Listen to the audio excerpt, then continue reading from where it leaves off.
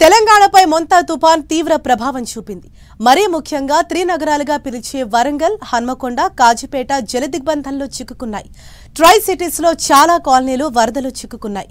మొంతా తుఫాన్ ఎఫెక్ట్ పై Telangana CM Revanth Reddy aerial survey నిర్వహించారు. సమయనగర్ ప్రాంతాల్ని, దెబ్బతిన్న నాలాల్ని పరిశీలించారు. సర్వం కోల్పోయిన బాధితులను సీఎం రేవంత్ రెడ్డి పరామర్శించారు. బాధితులతో మాట్లాడి వివరాలు తెలుసుకున్నారు. మొంతా తుఫాను కారణంగా ట్రై సిటీస్గా ఉన్న ఉమ్మడి వరంగల్ జిల్లా అతలాకుతలమైంది. హన్మకొండ, కాజిపేట పట్టణాలు నీట మునిగాయి.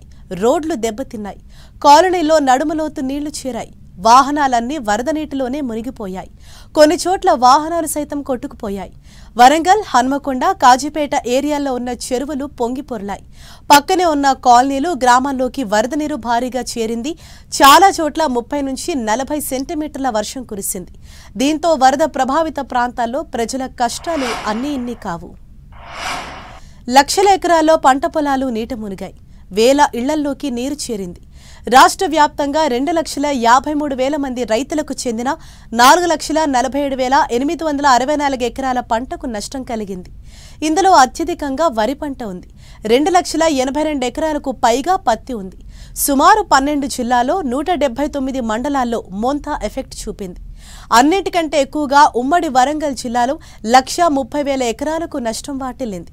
మొత్తం పంట నష్టంలో 30% ఉమ్మడి వరంగల్ జిల్లాలోనే జరిగింది. పంట కోత చేసి ధాన్యాన్ని అమ్మకానికి తెచ్చిన గోడౌన్లు కూడా నీట మునిగాయి. చాలా ప్రాంతాల్లో పంటలు తడిసి రంగు మారిపోయాయి. కొన్ని చోట్ల ధాన్యాన్ని అమ్మేందుకు గోడౌన్లలోకి తీసుకొచ్చి 15 రోజులు దాటింది. ఇంతలో భారీ వర్షాలు రైతుల్లో వణుకు పుట్టించాయి. తడిసిన, రంగు మారిన ధాన్యాన్ని కొనుగోలు చేయాలని రైతులు సర్కారును వేడుకుంటున్నారు.